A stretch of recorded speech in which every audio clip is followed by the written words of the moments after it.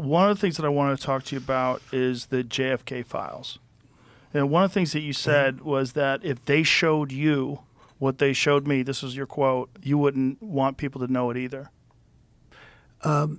So I opened them up partially. I was met from good people. I mean, good people. People that were well-meaning. Mike Pompeo was one of them. He's a good person. They called me. They said, "Sir, would rather have you not."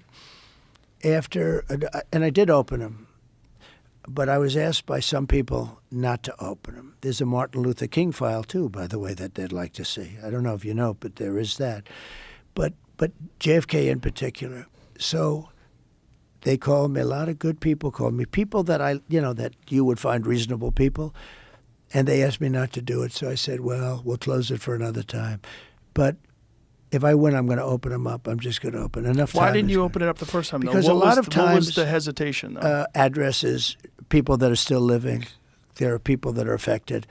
And there could be some national security reason that I don't have to necessarily know about. But some very good, talented people asked me not to do it. I opened it up, and then they said, would it be possible for us to do that a different day? How much of it did you read into? I think it's going to be just fine to open it. Let me put it that way. I think it's fine. It's going to be time. It's a cleansing. It's really a cleansing.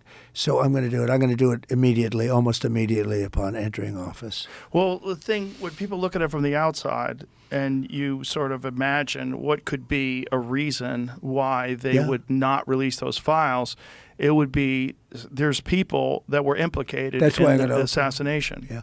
Well, when there are living people, you generally tend not to want to do it. When people are still living.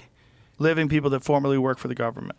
For the government, and living people that were somehow involved in it, and you tend not to do that. But it's time to open them. I can't tell you whether or not they're going to find anything of interest. And I did partially open. I think I've opened 50%. But I was asked not to do it, and I thought that was a reasonable ask. But now I'm going to do it. I'm going to do it very soon. There's a lot of interest in it. One of the things that there's a lot of interest in the people coming from space, Yes. And I know you're interested in that. Oh, I'm very interested in that. How much did they tell you about that? A lot. Really? Yeah. What did they tell you? How much can you tell? So how's that work? Is it like super top secret? I can tell, Tell me. Well, based on Hunter Biden, I can say whatever the hell I want, right? But no.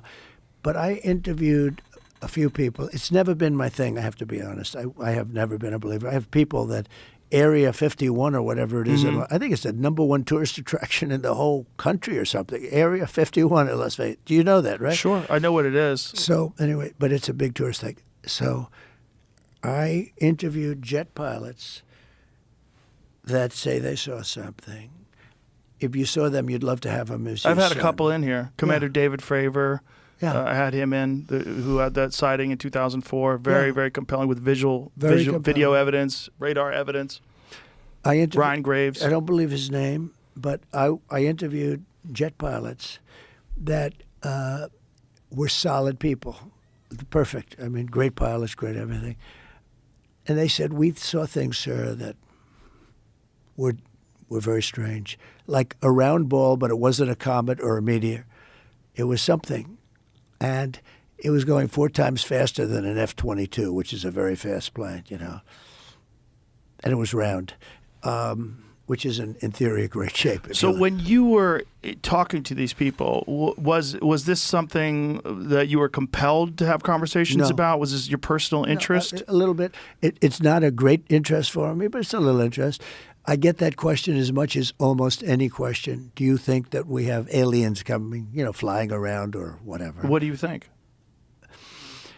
There's no reason not to. I mean, there's no reason not to think that Mars and all these planets don't have life, because Mars, we've had probes there and rovers, and I don't think there's any life there. Well, maybe it's life that we don't know about. Maybe there was life there at one point in time. This is the speculation about Mars, that Mars had an atmosphere at one point in time, a long time ago, that could support life. It also had large bodies of water, but we've had no evidence of even bacterial life that exists on Mars. But the it's universe not is been a pretty big vast. thing for me. I mean, when I looked at what China did to this, they would have never done it with me, where they put the balloon up, and a lot of people thought for a little while that was Right. one of these things. So, Well, that's a lot of the speculation too. That some of these drones that hover be. over battleships, that these are Chinese drones, and that they're not could be. UFOs. They could be also. There's some super But sophisticated. I did interview, let's say, 3 or 4 guys that, and without tremendous interest, if you had them, as I said, you'd love to have them as your children. Solid,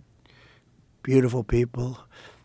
They said, "Sir, there's something there." You know, There's they something said there. they've said it. Yeah, Yeah, I've talked to quite a few of they're them. not that have- conspiracy guys. Well, I mean, just the Commander David Fravor thing in 2004 off the coast of San Diego, they clocked that thing going Yeah. from 50,000 feet above sea level to 50 in a second.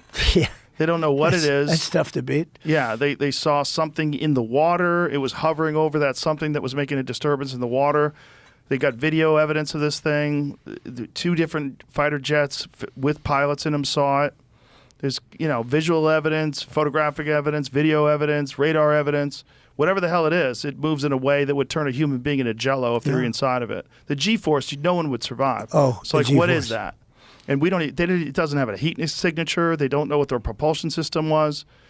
But When you fly in some of these jets, these pilots have to be in great shape. oh yeah, I flew with When the you Blue talk Angels about once. Yeah, Yeah, as I an got example. to fly. I guess and it's those an are older, FA-18. and those are older machines. And they're crazy. When you fly in some of these things.